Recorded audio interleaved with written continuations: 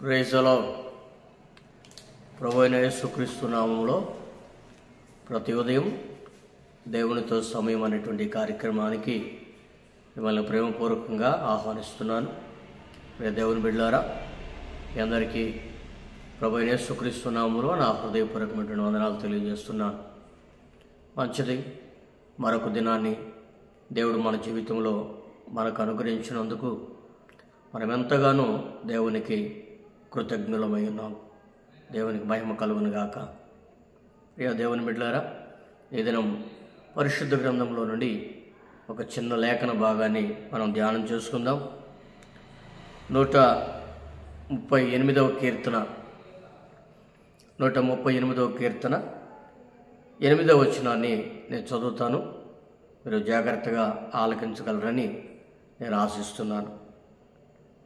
యెహోవా, నా పక్షమున కార్యము సఫలము చేయుము. యెహోవా, నీ కృప నిరంతరముండును, నీ చేతి కార్యములను విడిచిపెట్టకము. ప్రియ దేవుని బిడ్డలారా, దావీదు రాస్తున్నటువంటి కీర్తనలో, భక్తుడైనటువంటి దావీదు రాస్తున్నటువంటి కీర్తనలో, దావీదు భక్తుడి యొక్క కీర్తన చివరికి వచ్చిన తర్వాత ఆ పైన మనం గమనించినట్లయితే దేవునికి మొరపెట్టినప్పుడు ఆయనను ఉత్తరమిస్తున్నాడు. నా ప్రాణములో నాకు త్రాణ పుట్టించి నాకు ధైర్యాన్ని ఇస్తున్నాడు అని చెప్పుకుంటూ వచ్చి ఈ 8వ వచనం దగ్గరికి వచ్చేసరికి యెహోవా నా పక్షమున కార్యము సఫలము చేయును అంటున్నాడు. ప్రియ దేవుని బిడ్డలారా, this is the faithful word of God. అంటే విశ్వాసంతో కూడినటువంటి దేవుని మాట, విశ్వాసంతో కూడినటువంటి ఒక గొప్ప మాట ఏమిటంటే, యెహోవా నా పక్షమున కార్యము సఫలము చేయును. నా దేవుడు నా పక్షమున కార్యము సఫలము చేస్తాడు అనేటువంటి విశ్వాసముతో దావీదు భక్తుడు మాట్లాడుతున్నటువంటి మాట ఇది. ప్రియులారా, ఈరోజున మన జీవితంలో ఏ కార్యమునైనా కూడా ప్రారంభించేటప్పుడు విశ్వాసం లేకుండా కార్యాన్ని ప్రారంభిస్తే అది ఏదైనా కూడా సఫలము కాదు, కడ వరకు దానిని కొనసాగించలేనటువంటి పరిస్థితి. మన జీవితాల్లోనూ ఎన్నో కార్యాలు మనం చూస్తూ ఉంటాం. ప్రార్థన చేయాలని ప్రారంభిస్తాం. ప్రార్థన చేయాలని ప్రారంభించి కొన్ని రోజులు చేసిన తర్వాత చివరికి దానిని కొనసాగించలేక మధ్యలోనే కాళ్ళు ముడుచుకొని పండుకుంటుంటాం. అలాగే ఎన్నో కార్యాలు, ఎన్నో విశ్వాస సంబంధమైనటువంటి కార్యాలు చేయాలని మనం ప్రారంభిస్తాం, కానీ మధ్యలోనే ఆగిపోయేటువంటి పరిస్థితి. కానీ దావీదు భక్తుడు అలా అంటలేదండి.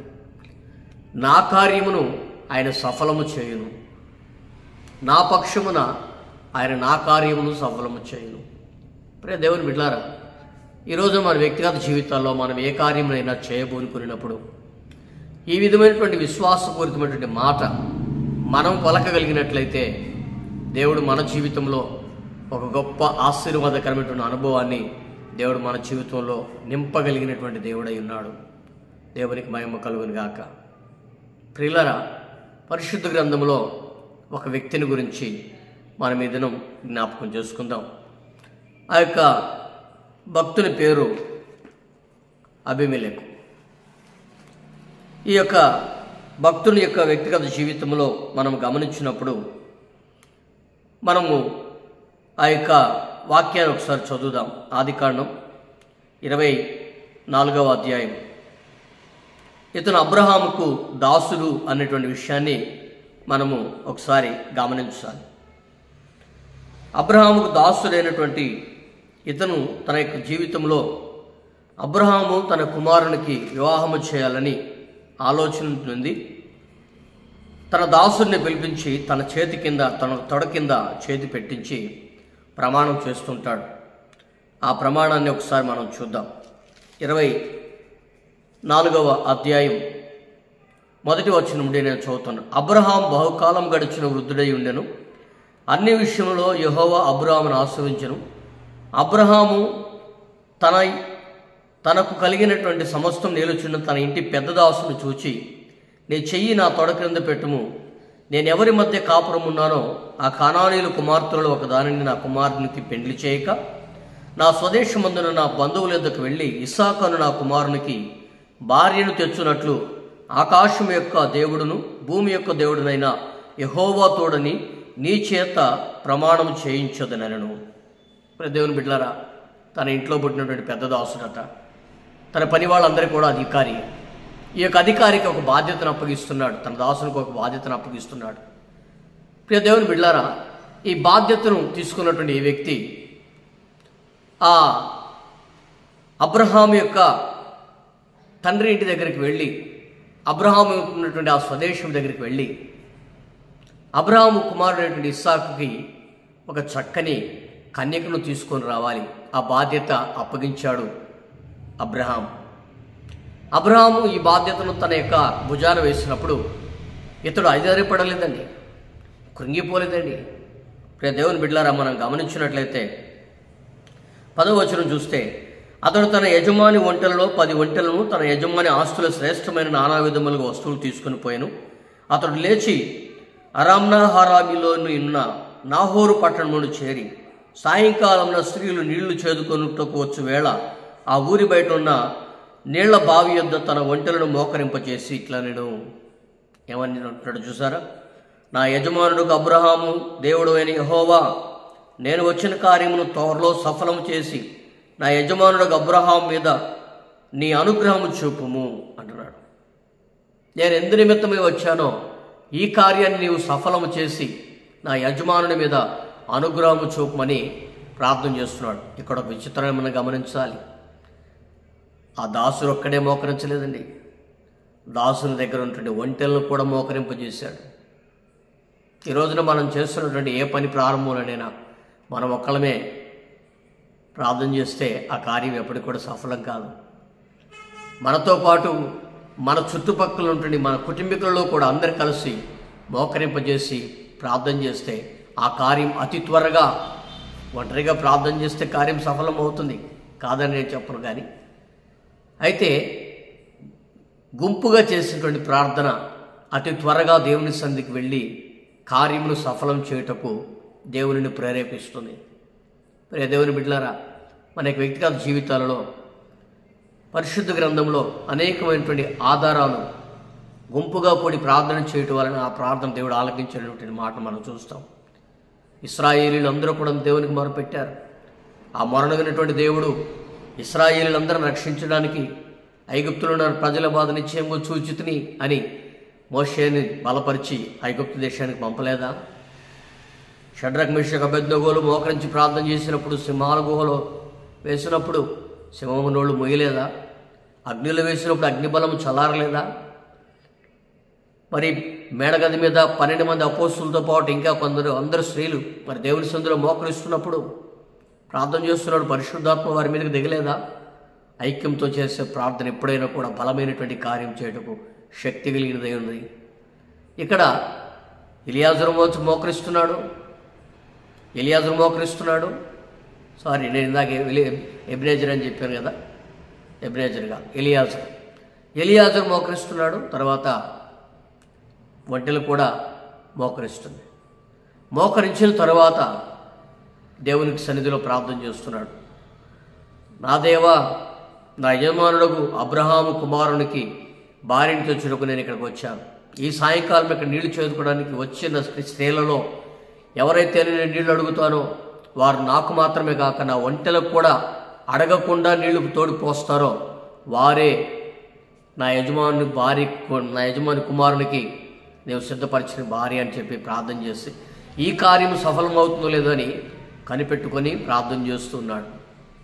ఇంతలో ఒక చుక్కైనటువంటి రిబ్కా రానే వస్తుంది. రే దేవుని బిడ్డలారా, అనేక మంది వస్తున్నారు కానీ ఈ రిబ్కా రావడంతో రిబ్కా దగ్గరికి వెళ్ళి నాకు తాగడానికి నీళ్ళు ఇవ్వమ్మా అని ఎలియాజరు అడిగినట్లుగా మనం చూస్తున్నాం. ఆ చిన్నది వెంటనే అంటుంది, అయ్యా నీళ్లు నీకు పోస్తాను, నీకు మాత్రమే కాదు ఆ మోకరించినటువంటి ఒంటెలన్నిటికీ కూడా నేను నీళ్లు పోస్తానని చెప్పేసి ప్రియ దేవుని బిడ్డలారా, అక్కడ ఉన్నటువంటి ఒంటెలన్నిటికీ కూడా ప్రియ దేవుని బిడ్డలారా, అక్కడ మనం గమనించినట్లయితే ఎన్ని వంటలు తీసుకొని పోయాడని మనం చూస్తున్నాం అక్కడ. చూద్దాం మరొకసారి ఆ మాటను. అదే 24వ అధ్యాయం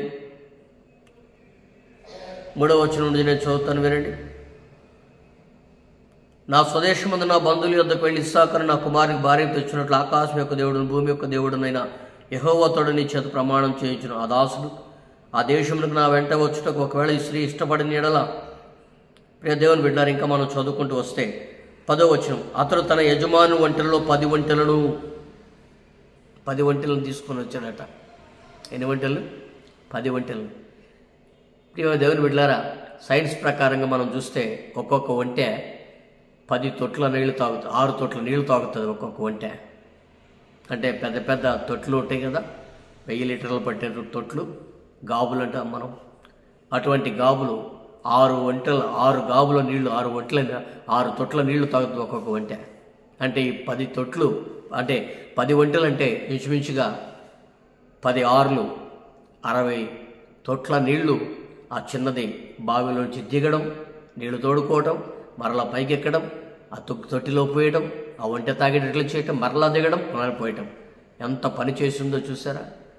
అది గమనించినటువంటి ఎలియాజరు అంటున్నాడు, నా యజమానుడు పంపినటువంటి కార్యమును దేవుడు సఫలము చేసినందుకు దేవాతు దేవునికి స్తోత్రమని సంతోషంతో గంతులు వేసి, ఆ కుమార్తె నీవెవరి కుమార్తె అని చెప్పి చివరికి తన తండ్రి దగ్గరికి వెళ్ళి ఆ రాత్రి అక్కడ గడిపి అక్కడ ఉండి ఆ ఇంట్లో కాపురం ఉండి, తర్వాత తెల్లవారు లేచి నా యజమానుడు ఇలా సిద్ధపరిచి నా దగ్గరికి అక్కడికి పంపించాడు, నేను ఇలా ప్రార్థన చేశాను, వెంటనే నీ కుమార్తె వచ్చిందని తన తండ్రితో చెప్పినప్పుడు, దేవుని బిడ్డారా, వాళ్ళు అంటున్నారు, నా కుమార్తె మీరు వెళ్తావా అంటే, ఇది యెహోవా వలన కలిగిన కార్యం, మేమైతే అవునని కాదని చెప్పజాలమని కుటుంబీకులు కూడా ఆమెను ప్రోత్సాహపరిచి పంపిస్తున్నారు. దేవుని బిడ్డలారు గమనించారా ఈ విషయాన్ని? ఎందుకంటే దేవుడు ఒక బలిష్టమైనటువంటి ఒక కష్టపడే మనస్తత్వం కలిగిన ఒక స్త్రీని ఇస్సాకు కొరకు సిద్ధపాటు చేసి, అబ్రహాము యొక్క దాసుని యొక్క కార్యాన్ని సఫలం చేసి, అబ్రహాము దాసుని యొక్క ప్రార్థన సఫలం చేసి, కార్యమును కూడా సఫలం చేసినట్లుగా దేవుడు ఘనమైనటువంటి కార్యాన్ని జరిగిస్తూ వచ్చాడు. ఈ రోజున మన యొక్క వ్యక్తిగత జీవితాల్లో కూడా ఏదైనా ఒక ఆశ్చర్యకరమైనటువంటి కార్యాన్ని మనం పొందుకోవాలంటే, మన జీవితాల్లో కార్యం సఫలపరచబడాలంటే, ఈరోజు మన జీవితంలో మనం నేర్చుకోవాల్సింది ఏంటంటే, దేవుని సన్నిధిలో మోకరించి ప్రార్థన చేసినటువంటి అనుభవం, దేవుని సన్నిధిలో మోకరించి ప్రార్థన చేసినటువంటి అనుభవం ద్వారా మనం నడిపించబడుతూ దేవుని కార్యాన్ని సఫలం చేసుకునేటట్లుగా మనం నడిపించబడదాం. దేవుడు మన కార్యాన్ని సఫలం చేస్తాడు. దేవుని బిడ్డలారా, అందుకని మనం గమనించినట్లయితే కీర్తన గ్రంథం 57వ కీర్తన 2వ వచనంలో కూడా ఒక చక్కటి మాట రాయబడింది. ఆ మాటను కూడా నేను చదివి ముగిస్తాను. చదవండి. 57వ కీర్తన 2వ వచనం, మహోన్నతుడైన దేవునికి, నా కార్యము సఫలం చేయు దేవునికి నేను మొరపెట్టుచు ఉన్నానంటాడు. ఇదే దావీదు భక్తుడు. మహోన్నతుడైనటువంటి దేవునికి, నా కార్యం సఫలం చేయు దేవునికి నేను మొరపెడుతూ ఉన్నాను. దేవుని బిడ్డలారా, ఈరోజు మనం ఎవరికి మొరపెడుతున్నాం? మనుషులకు మొరపెట్టినట్లయితే మనుషులు ఎవరు కూడా మన జీవితాల కార్యం చేయలేరు. మహోన్నతుడైనటువంటి దేవునికి మొరపెట్టి ఆ దేవుని యొక్క కార్యాన్ని మనం అనుభవించి సఫలం చేయగలిగినటువంటి రీతిలో మన జీవితాన్ని మనం నడిపించుకుందాం. దేవుడు ఆ కృపను, ఆ భాగ్యాన్ని మనకు అనుగ్రహించునుగాక. ప్రార్థన చేసుకుందామా? మహాపరిశుద్ధుడా, కృపగల దేవానికి వందనాలు. యెహోవా నా కార్యమును సఫలం చేయును అని విశ్వాసముతో దావీదు భక్తుడు ప్రార్థిస్తున్నాడు ప్రభా.